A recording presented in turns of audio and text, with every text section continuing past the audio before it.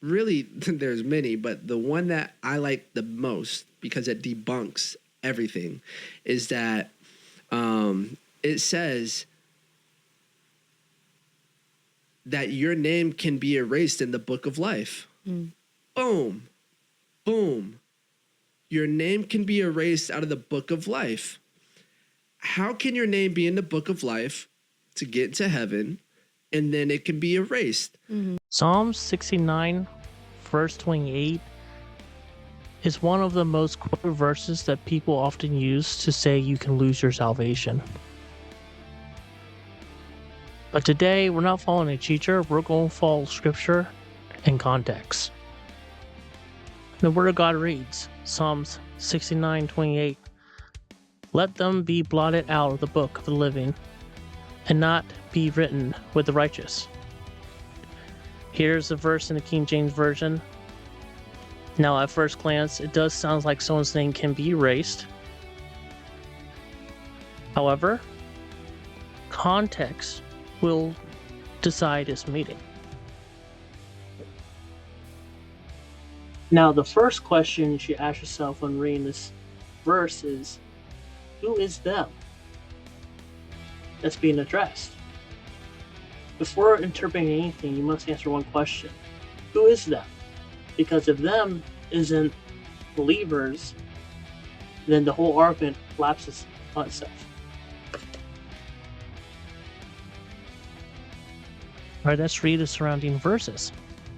Psalm 69:22 through 28. "Let their table become a snare before them, and that which should have been for their welfare, let it become a trap.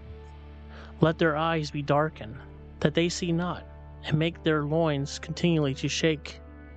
Pour out thy indignation upon them, and let thy wrathful anger take hold of them.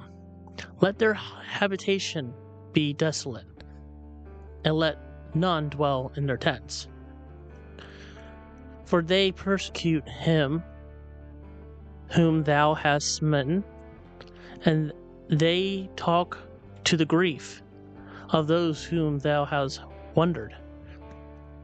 Add iniquity unto their iniquity, and let them not come into thy righteousness. Let them be blotted out of the book of the living, and be not written with the righteous."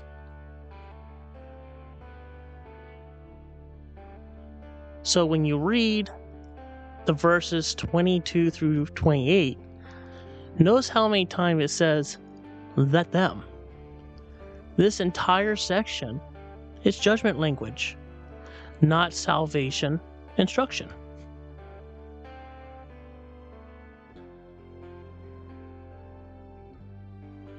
Verse 26 actually tells us exactly who they or them are. And they are the persecutors of the righteous suffer.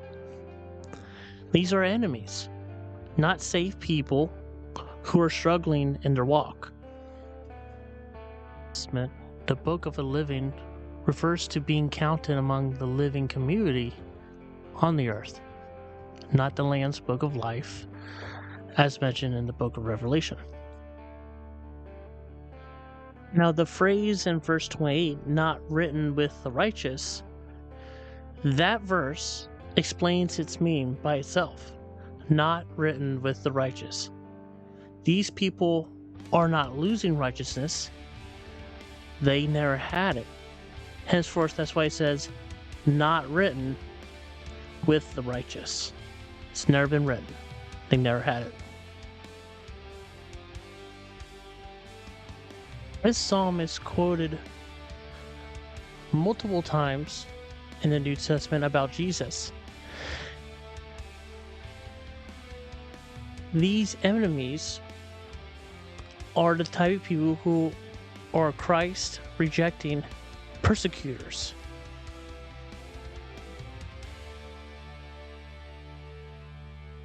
Now, we compare with the clear teaching of Jesus Christ himself, God in the flesh. Jesus said that believers will never perish. Paul said believers are sealed. So Psalm 69:28 cannot teach loss of salvation without contradicting least clear scripture. Of course, there's no contradiction in the Word of God.